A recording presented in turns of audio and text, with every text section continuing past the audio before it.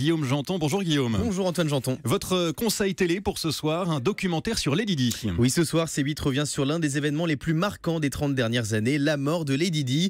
20 ans après sa disparition, ce documentaire tente de répondre à toutes les questions qu'on se pose sur la princesse qui aura déchaîné toutes les passions. Que s'est-il vraiment passé la nuit de sa disparition? Comment les fils de Diana ont-ils appris la mort de leur mère? Et pourquoi Lady Di était-elle si populaire? Le film commence avec des archives des chaînes de télévision de plusieurs pays datant du 31 août 1997.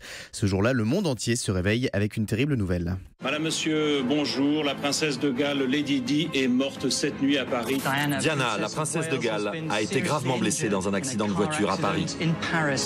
Aujourd'hui, la princesse Diana est morte tragiquement. Les rumeurs les plus folles circulent déjà. Meurtre, complot, suicide. Que s'est-il réellement passé ?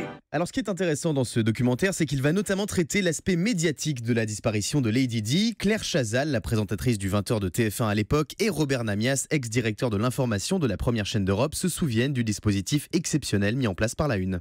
La mort de Diana, en fait, a envahi les journaux, non pas seulement le dimanche, naturellement, puisque là, de toute façon, c'était pratiquement le sujet unique de nos deux éditions de 13h et de 20h, mais jusqu'à l'enterrement et même bien après. La mort de Diana a représenté pour TF1 notamment, et pour les journaux de TF1, un moment exceptionnel, parce qu'on est resté pendant les 4 jours qui ont séparé la mort des obsèques, avec une audience inouïe. 10 millions de téléspectateurs midi et soir pendant 4 jours.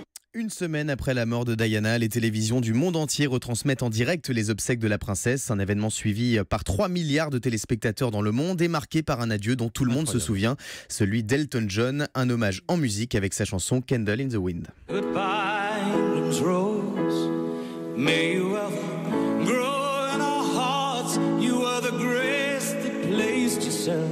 Depuis ce 6 septembre 1997, il n'a plus jamais chanté cette chanson en public. Il a toujours refusé. Il a dit la seule personne qui pourrait me faire chanter cette chanson en public, il y en a 2 sur Terre, c'est William et Harry. Alors je vous conseille vraiment ce documentaire sur Lady Di parce qu'il va vous apprendre plein de choses, notamment avec des interviews inédites de personnes témoins de l'accident, mais aussi de personnalités de tous horizons comme Claire Chazal qu'on a entendu, Daniel Bilalian ou encore Émilie Mazoyer qu'on connaît bien sur Europe 1. Oui.